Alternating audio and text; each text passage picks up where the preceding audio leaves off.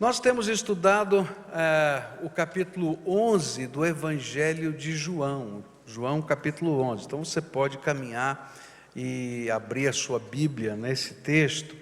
E nesse texto a gente vai encontrar um milagre da ressurreição de Lázaro, a narrativa do milagre da ressurreição de Lázaro. Nós estamos olhando para esse texto e trabalhando com ele na seguinte visão, é que cada pessoa enxerga a realidade numa perspectiva diferente. E aí então a gente vai encontrar nesse texto, nessa narrativa, a perspectiva de Jesus, e foi isso que a gente estudou. Então aí a gente vai entrar numa série de conflitos.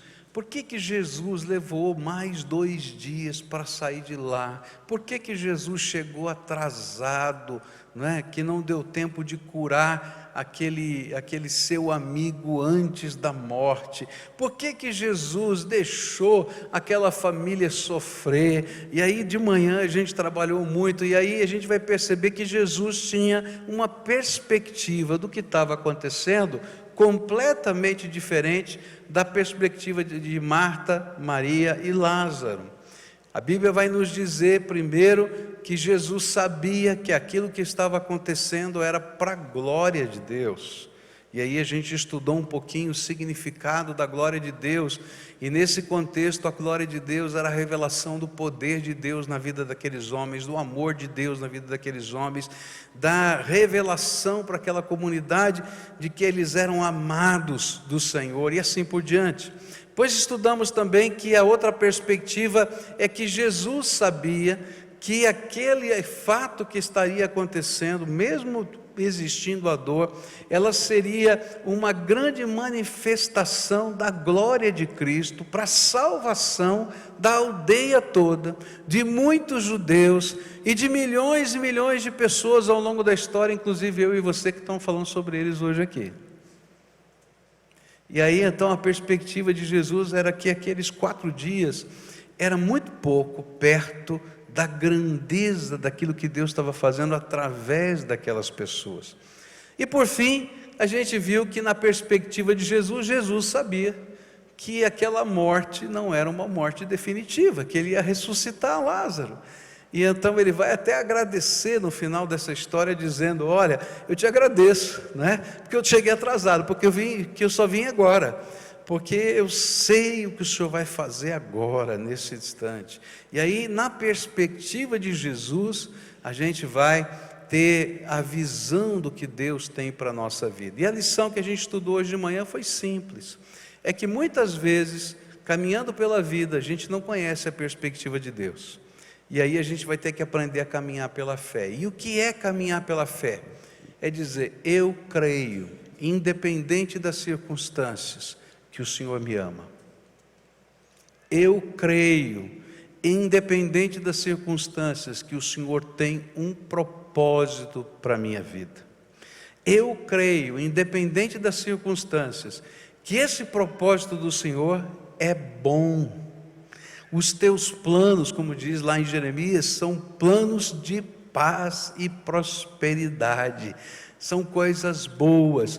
Por isso, pela fé, eu me coloco outra vez nas tuas mãos.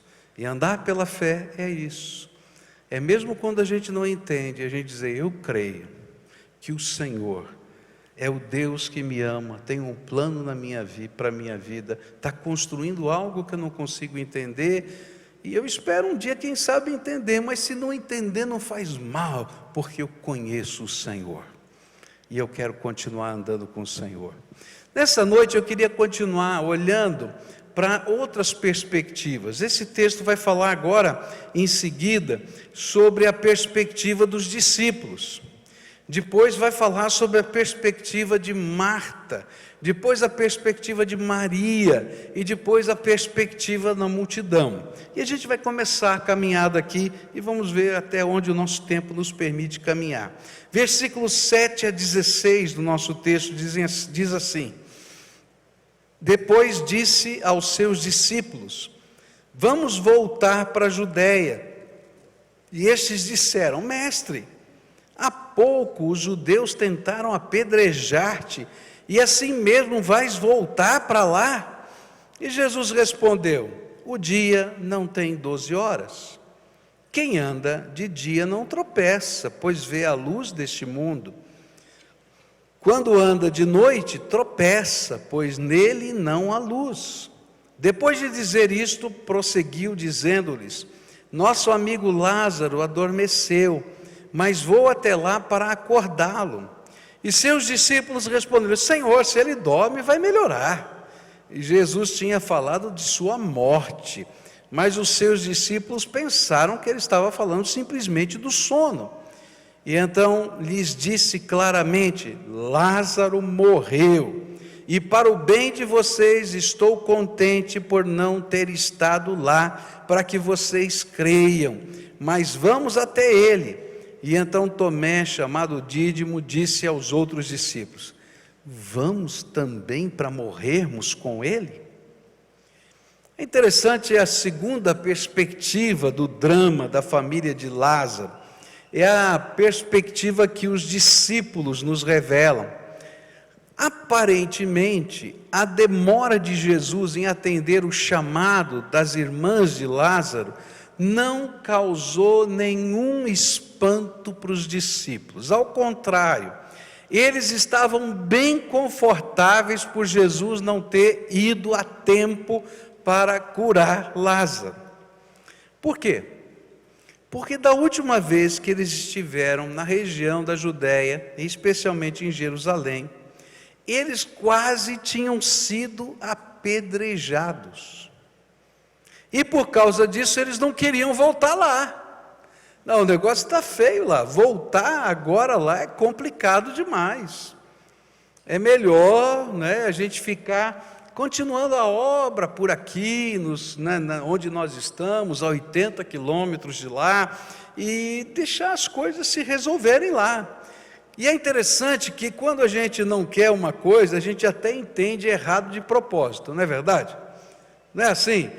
Não é que é de propósito, mas a gente entende do jeito que a gente quer entender. Eu tinha um professor de psicologia que ele diz assim, que a gente só esquece o que a gente quer esquecer. Porque aquilo que a gente não quer esquecer, a nossa mente não deixa a gente esquecer. Mas aquilo que a gente não quer muito, a gente acaba esquecendo. O que não é tão prioridade. E olha só, então quando Jesus disse: olha, meu amigo Lázaro dorme, todo mundo podia entender que ele estava falando que ele tinha morrido. E eles olham para Jesus e dizem assim: mas se está dormindo, ótimo, maravilha, vai sarar logo, que coisa maravilhosa, ele dormiu. E Jesus diz: estou falando que ele morreu. A gente entende o que a gente quer entender, não é verdade? E aí está esse contexto todo, e eles estão preocupados: Senhor, vai para lá, não vai?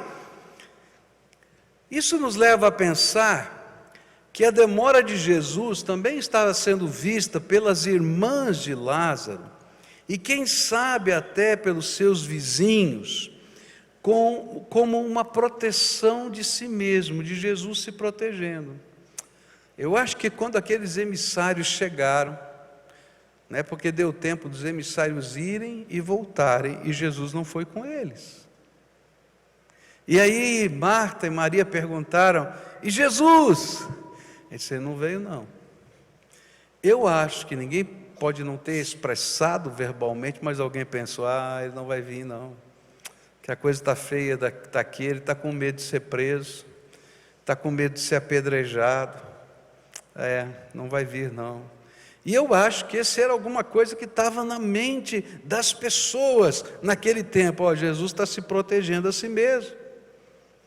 Por isso, Jesus responde às críticas dos seus discípulos com uma metáfora, que é chave para a gente entender o que Jesus queria que entendêssemos sobre as decisões que precisamos tomar ao longo da vida. É interessante porque Jesus lança essa metáfora que parece que não tem nada a ver com nada. Está falando de Lázaro voltar para Jerusalém e tal, morreu, não morreu, e aí ele vai dizer assim: o dia tem 12 horas, quem anda de dia não tropeça, pois vê a luz deste mundo. Quando anda de noite, tropeça, pois nele não há luz. Uau! O que quer dizer isso? O que Jesus queria dizer é que na luz não há tropeço. Por isso, ande na luz. E diante do medo dos discípulos, e diante da dúvida de ir ou não para Jerusalém, Jesus estava afirmando que se você anda na luz, ou seja, se você anda durante o dia, onde tem luz, você não tropeça, porque você é capaz de ver o que quem está no escuro não conseguiria ver normalmente. E a lição é: ande na luz. Ande na luz da revelação de Deus, ande na luz da vontade de Deus, ande na luz da palavra de Deus. A Bíblia vai dizer, não é, que a palavra de Deus é lâmpada para os nossos pés e luz para os nossos caminhos. O que quer dizer isso? Jesus não estava simplesmente seguindo o ímpeto do seu coração. Se ele seguisse o ímpeto do seu coração, ele teria ido imediatamente. Jesus não estava seguindo um plano estratégico para a tomada de Jerusalém. Jesus estava se colocando debaixo da autoridade do Pai. E toda vez que a gente se coloca debaixo da autoridade do Pai, aquele que conhece todas as coisas, aquele que vê todas as coisas, nos dirige e nos guia. E aí a gente não precisa ter medo. O que Jesus estava dizendo para os seus discípulos era aquilo que ele disse nos enfrentamentos com as multidões que queriam matá-lo. É interessante que várias vezes as multidões queriam matá-lo. E aí a Bíblia vai colocar algumas expressões, especialmente o Evangelho de Lucas, que Jesus atravessa no meio da multidão que está querendo matar. E eu fico pensando, né, que coisa assintosa, os caras querendo pegar em pedra e Jesus atravessa no meio deles. As pessoas vão saindo de lado e ele vai atravessando. E aí o comentário do evangelista é esse: porque não era chegada ainda a sua hora. Você já viu isso na Bíblia? E algumas vezes ele vai dizer aos seus discípulos: não fiquem preocupados, porque ainda não chegou a minha hora.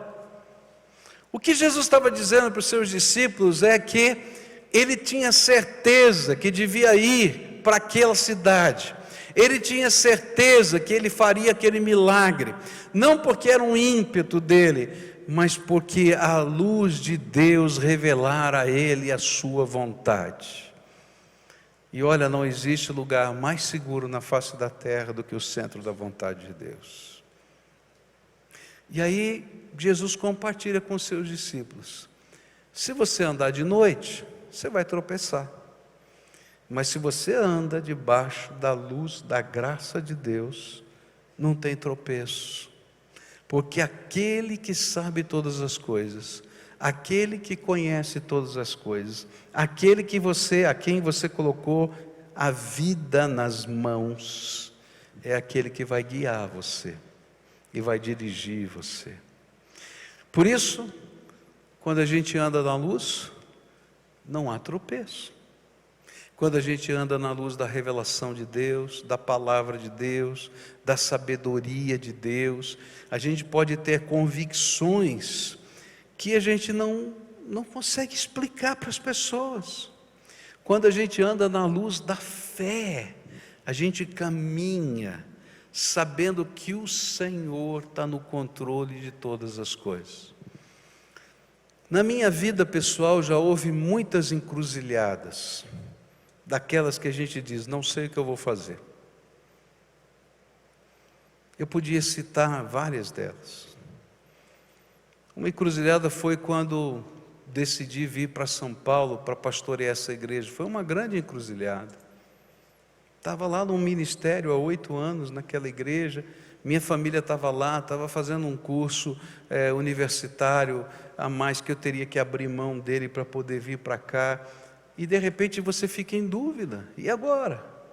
Mas quem anda na luz da revelação de Deus, da palavra de Deus, da direção da vontade de Deus, da sabedoria de Deus, não tropeça. Eu já tive várias encruzilhadas na minha vida ministeriais, onde situações muito estranhas aconteceram, pecados de pastores tiveram que ser enfrentados, situações complicadas. E aí você diz, e agora? E olha, gente, onde tem gente, tem política. Tem gente fazendo tititi daqui, tititi de lá, faz isso, faz aquilo. Mas querido, quando você dobra o teu joelho e Deus te fala alguma coisa, eu não estou nem aí com o que os outros vão falar, porque a gente anda na luz da direção de Deus. Eu já tive várias encruzilhadas na minha vida de negócios, por isso eu não faço um negócio sem dobrar o meu joelho e perguntar para o meu pai. Ele conhece tudo. E olha, já fui livre de tantas coisas e fui abençoado com tantas coisas. O que Jesus está ensinando é um princípio muito simples. Ande na luz e não tem tropeço. O que significa isso na prática? Submeta a sua vida à vontade de Deus. Busque a revelação, o dizer de Deus na tua alma. Busque conhecer o propósito de Deus para esse instante da sua vida. Recoloque outra vez a sua vida na mão dele. E pode ter certeza que mesmo que estejam jogando pedras em você, como aconteceu com Estevão, Jesus vai aparecer no seu trono de glória para dizer que está com você, porque aquele era o lugar da vontade dele na tua vida. Está entendendo? Jesus vai usar essa figura para dizer que andar na escuridão da noite é tropeço. E é interessante porque quando a gente começa a abandonar a vontade de Deus para seguir a nossa própria vontade, a gente começa a tropeçar. E a gente tropeça no medo. Aqueles homens estavam morrendo de medo. Voltar para lá, eu não consigo nem pensar nisso, por isso eu entendo tudo errado. Mas nós também tropeçamos na nossa autocomiseração, porque quando começa a dar algum problema, está tudo errado, está difícil, em vez de ter gente ter coragem para enfrentar, porque a gente sabe que Deus tem um plano para a nossa vida, Ele disse que era esse o caminho, a gente começa a ter pena da gente mesmo e chorar a nossa vida. Olha que desgraça, olha o que aconteceu, olha, tudo acontece comigo. Tem uma urucubaca na minha cabeça, né? Tinha uma figura de revista em quadrinhos, né? Eu nem me lembro o nome dele, mas você deve lembrar. Era um cidadão lá da história em quadrinho, que onde ele andava tinha uma nuvenzinha escura, assim, soltando raios. Você lembra dele? Quem é? Hã? Não lembra dele? Não é do seu tempo, então. É mais antigo, né? Era um negócio assim, tem gente que anda na vida assim, parece que tem uma nuvenzinha assim e tal, e está com medo de tudo, e está com medo de que alguém vai olhar o olho gordo, que vai fazer isso, vai fazer aquilo. Gente, quem anda na luz não tem medo de nada não. Mas quem anda na escuridão do seu próprio inteligência vai ter medo de todas as coisas, porque não reconhece o propósito e a vontade de Deus para a sua vida. Nem está disposto a enfrentar aquilo que na sua conjectura parece ser ruim. É interessante que quando a gente anda na escuridão da nossa própria cabeça, nós estamos vivendo debaixo do impulso da nossa vontade. E queridos, o impulso na nossa vontade, na Bíblia, é chamado de carne. Você anda na força da carne, ou seja, a sua carne te empurra. E aí você faz um monte de bobagem. Fala o que não deve, compra o que não pode pagar. Não é assim? arruma dificuldade com todo mundo, porque na verdade a gente está vivendo no impulso da carne, e a palavra de Deus vai dizer para a gente: olha, isso é escuridão, para com isso, e você vai tropeçar em algum momento se você andar assim, mas se você anda na luz de Deus, pode ter certeza que o Senhor está no controle de todas as coisas.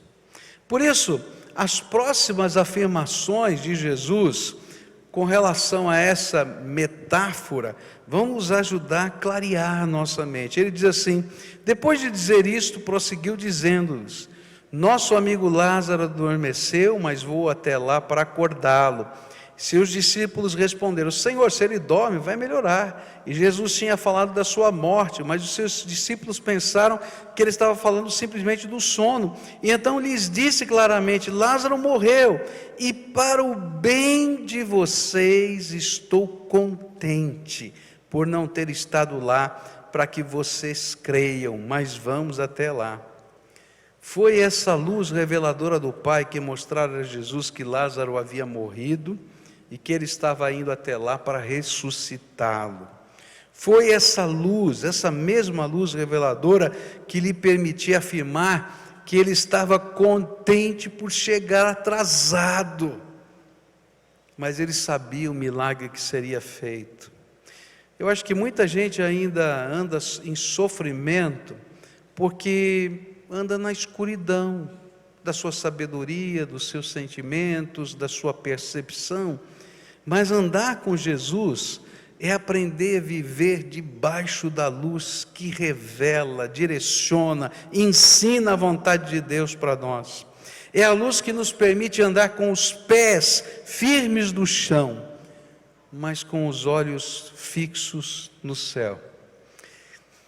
Eu acho tremendo isso, porque tem muita gente que vai chamar a gente de doido.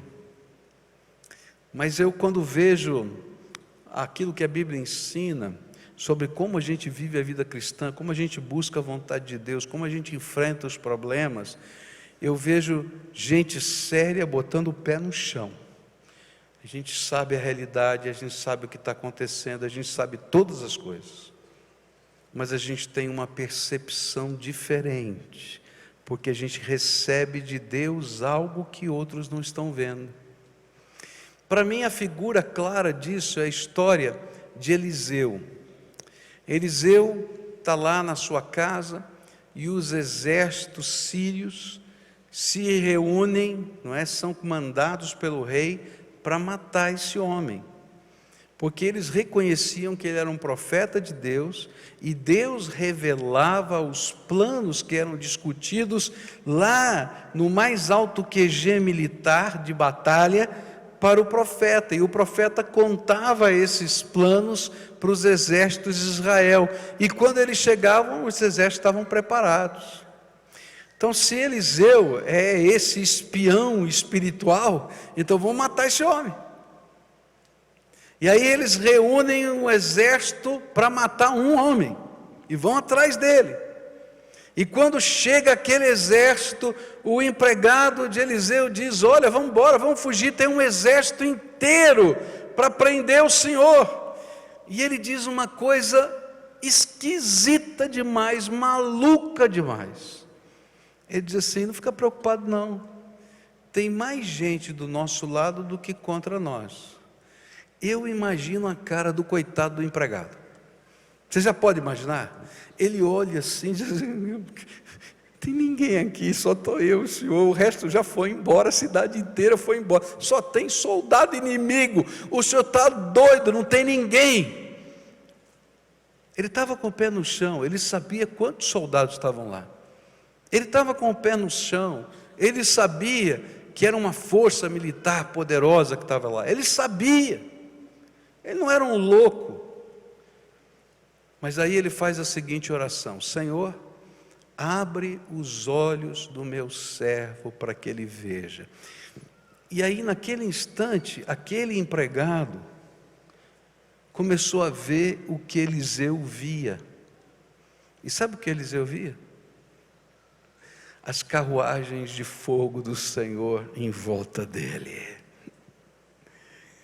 E a ideia que eu tenho, lendo aquele texto, é que eram tantas carruagens de fogo, mas tantas carruagens, que o exército do inimigo era desse tamanho perto do exército celestial que estava lá para proteger o servo de Deus. Quando a gente anda na luz, a gente não é um louco desvairado, mas é que Deus revela uma dimensão diferente da vida para a gente. Às vezes a gente vê as carruagens de fogo, outras vezes Deus diz: fica tranquilo, porque eu sou contigo. Outras vezes Ele vai dizer, não é? Olha, seja forte. Outras vezes Ele vai dizer: tem bom ânimo, como a gente encontra na Bíblia, porque eu sou contigo. E queridos, quando Ele está falando isso, Ele está dizendo: olha, tem uma dimensão que ninguém consegue entender, que ninguém consegue explicar, que não dá para ser mensurada pelas pessoas, mas é verdade. E você pode ter certeza, e às vezes o Senhor vai revelar isso para você, você vai poder até ver. Há um velho hino que diz assim na sua letra, talvez seja esse do sábado que vai ser cantado lá, não sei, né? Vamos ver. Ele diz assim: quando a noite escura está, tua luz me guiará, basta que me toques, Senhor. Eu quando estou no meio da escuridão, das minhas decisões, dos meus problemas, eu quero olhar para Jesus, porque a luz dele ilumina os meus passos. E sabe, quando eu estou morrendo de medo, o melhor que pode acontecer é eu sentir os braços de Jesus à minha volta. Basta que me toques, Senhor. E quando eu olho para a Bíblia, eu vou descobrir que foi a luz, essa luz que ilumina os passos da gente, que levou Paulo para a cidade de Filipos. Você lembra dessa história? Paulo está preparando a sua viagem, não é? E ele tem todo o seu plano estratégico montado, todos os detalhes, para onde ele vai, como é que ele vai fazer. Mas ele está à noite e vem uma revelação de Deus. Um homem vestido como macedônio se apresenta diante dele e diz assim: passa a Macedônia e ajuda-nos. E aí Paulo diz assim: nós vamos para a Macedônia, porque eu vou deixar todos esses planos, porque a luz de Deus, a vontade de Deus, a maneira de Deus falar comigo está se revelando e eu vou para lá. E quando a gente lê esse texto, parece que tudo é maravilhoso lá na Macedônia, não é? Está tudo bom, tudo tranquilo. Ele vai num lugar, encontra uma mulher, essa mulher se converte, já está tudo diferente, porque Paulo não pregava para mulheres. Ele esperava encontrar uma sinagoga, ele não achou nenhuma sinagoga, só encontrou um lugar de oração onde tinha mulheres reunidas. Aí aquela mulher diz assim: vamos começar a igreja na minha casa? Ele diz: não, eu não prego para mulher, já estou pregando, e ainda vou começar a igreja na sua casa. E ela diz assim: não, pode se hospedar na minha casa, e eu vou me hospedar na casa dessa mulher, está tudo errado. E aí ela diz assim: se você acredita que Jesus é Senhor da minha vida, vem na minha casa. E diz: olha só, Deus está me colocando numa fria. Olha só, mas ele estava lá por quê? Porque o Senhor tinha mostrado para ele. Gente, não para por aí. Ele começa a pregar, uma mulher que estava profetizando lá pelo diabo, ela repreende os demônios são expulsos, e todo mundo vai dizer: agora vai todo mundo se converter. Não, ele vai parar na cadeia, e é açoitado. E ele está lá açoitado, de meio da noite, e você diz: o que ele está fazendo? Cantando louvores. Meu amigo, cantar louvores com chibata nas costas não é fácil não. Sabe por que ele conseguia cantar louvores? Porque ele sabia que aquele era o lugar que ele tinha que estar na hora certa. Não foi um erro estratégico, foi a vontade de Deus. E aí se converte o carcereiro, e Deus começa um movimento de graça. E sabe o que vai acontecer? Aquela igreja que era a mais improvável, a mais estranha, que nunca estaria no projeto de Paulo, se torna a igreja que vai cuidar dele toda a sua vida, financeiramente, amorosamente, levantando obreiros, levantando missionários para estar do lado dele, porque aquele era o centro da vontade de Deus. Quando você anda na luz, não tem tropeço, ainda que quem esteja ao seu lado dizendo assim: está louco, é doido, você fez tudo errado. Não, eu sei o que Deus falou comigo, porque a gente anda nessa vida por fé e não por vista. Sabe qual é a grande diferença do povo de Deus para um clube social, da igreja do Senhor, para uma organização social qualquer?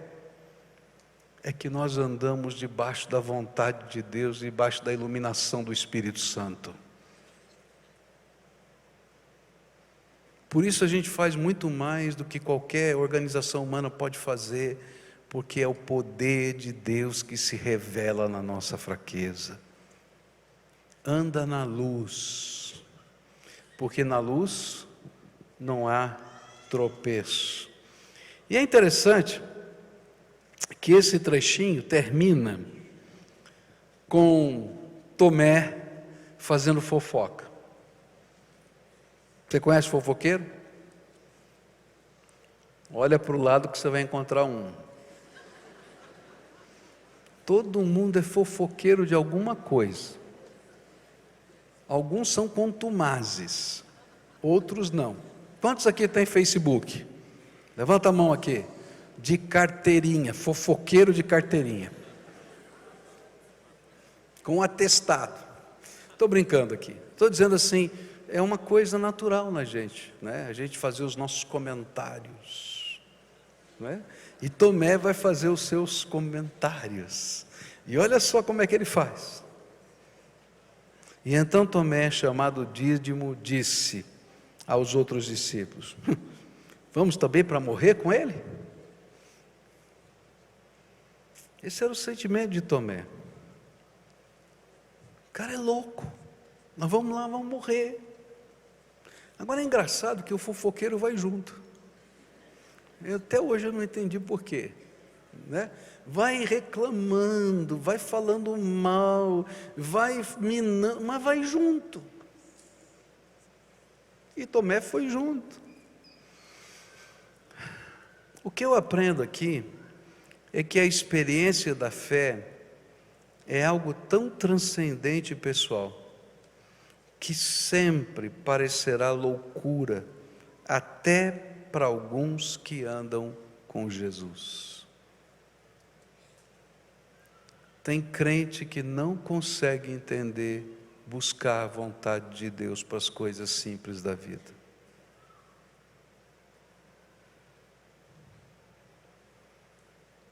Crente sincero, verdadeiro, mas não consegue entender que as coisas simples da vida fazem parte do contexto da nossa vida colocada debaixo do altar, ou no altar do Senhor. A gente vai ter que aprender a viver coisas grandes e pequenas, segundo a vontade de Deus. Decidir as coisas que parecem mais naturais da vida, debaixo da orientação do Espírito Santo de Deus. Quando a gente aprende esse jeito de viver, a gente não quer abrir mão mais dele, porque a gente vai conhecer o poder de Deus. E eu quero dizer uma coisa para você: enquanto você está fazendo a tua vontade, Deus não tem responsabilidade nenhuma com o teu plano. Mas quando você faz a vontade dEle, Deus é responsável por tudo quanto vai acontecer na tua vida. Consegue perceber isso? E aí a gente vai aprender a colocar na mão do Senhor detalhes da vida. Não porque a gente acredite que vai dar tudo certo, que não vai ter problema, como eu já falei que teve uma série de problemas na vida de Paulo. Mas é que vem para a gente uma segurança e uma certeza de que a história não terminou de ser escrita. A gente só está no primeiro capítulo. E eu fiquei lembrando de Paulo, né? Paulo recebe a revelação de Deus de que ele vai para Jerusalém anos depois, e que ali ele vai ser preso, e todo mundo diz para ele: não vai não, Paulo, tadinho de você, vai sofrer demais. Não, o Senhor está me mandando para lá, e ele vai para lá, e de fato ele vai ser preso, mas a história não está terminada ali é só o primeiro capítulo. E quando ele vai para o barco, lá para o navio, para Roma, diz a Bíblia, que ele recebe a revelação que aquele navio vai naufragar, mas que ninguém vai morrer. Imagina aquele homem levantando, não é, no meio, está tudo bonito, não tem tempestade, e diz assim: gente, essa noite o Espírito Santo falou comigo. Imagina a cena: o Espírito Santo falou comigo, tá? Que vocês têm que comer bem agora, comam bastante, porque vai vir uma tempestade, o navio vai afundar, mas ninguém vai morrer, mas comam bastante para ter força. Eu acho que teve muita gente dando risada de Paulo: esse cara é louco, até a primeira nuvem aparecer. Aí alguns já começaram a tremer, né? Quando o barco se destroçou, eles só pensavam assim: ninguém vai morrer, ninguém vai morrer, ninguém vai morrer. E quando ele chega na praia, que diz assim: ninguém morreu, vem uma serpente venenosa e morde Paulo. E agora diz: puxa vida, vai morrer um. E fica todo mundo olhando, e o homem não morre, nem com a picada da serpente. Você está entendendo? Anda na luz, coloca a tua vida debaixo da vontade de Deus, segue aquilo que a palavra de Deus ensina para você, anda por fé, e você vai ver a graça de Deus nos dias bons e nos dias maus sobre a tua vida. E quando alguém olhar para você: ó, foge, tenha medo, se desespere, você vai dizer como Eliseu: tem muito mais a meu favor do que contra. Eles vão dizer: como? O Senhor é por mim, e se Deus é por nós. Nessa noite eu queria orar com você. A gente viu a perspectiva aqui de Jesus olhando com os discípulos, e o grande ensino dessa perspectiva é: ande na luz.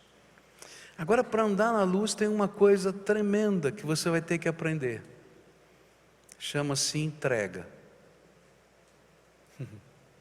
Ninguém vai conseguir andar na luz se não colocar a sua vida nas mãos do Senhor. Ninguém vai conseguir andar na luz se não entregar o controle na mão do Senhor. É difícil porque às vezes a gente fala isso e as pessoas entendem: não, tudo bem, estou entregando tudo. Mas não, querido, é o controle. Se você é solteiro, quantos são solteiros aqui? Levanta a mão, bem alto, quero ver. Olha, o controle é: com quem você vai casar é Deus que vai falar. Você está entendendo?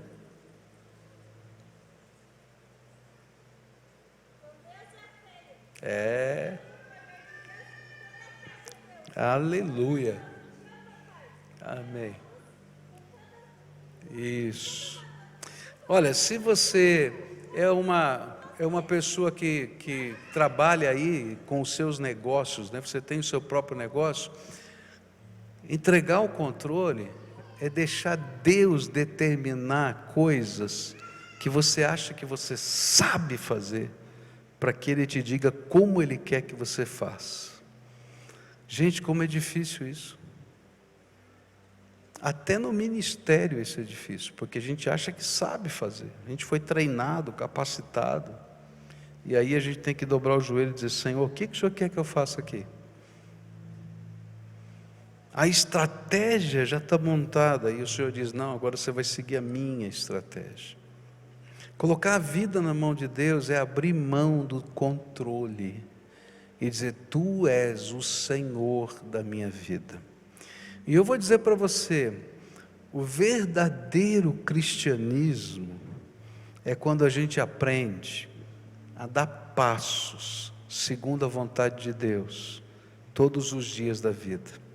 Porque a palavra de Deus se torna lâmpada para os nossos pés, dando os valores, e o Espírito de Deus se torna o auxiliador para todas as horas.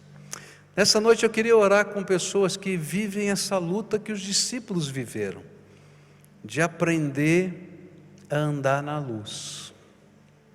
Olha só, quem eram as pessoas que precisavam aprender a andar na luz? Os discípulos precisavam aprender a andar na luz. E quando Jesus sobe aos céus, depois da sua morte e ressurreição, eles vão ter que colocar essa lição em prática todos os dias. Saber qual é o campo missionário, e cada um vai para um lugar diferente do mundo, porque o Senhor vai lhes mostrar a como andar na luz, a enfrentar a perseguição, e eles precisavam aprender a saber andar na luz. Nessa noite, se você hoje, o Espírito Santo está falando com você, está tocando o seu coração, eu queria convidar você a fazer uma das mais difíceis entregas, a entrega da sua vontade, a entrega do controle, a entrega do seu eu. Jesus disse, se alguém quiser vir após mim, negue-se a si mesmo, tome a sua cruz e siga-me. E queridos, muitos foram embora, porque quando chegava a hora de entregar o seu eu, a sua vontade, o discernimento, o projeto na mão do Senhor para que Ele fizesse a sua vontade, eles não conseguiam abrir mão de si mesmos.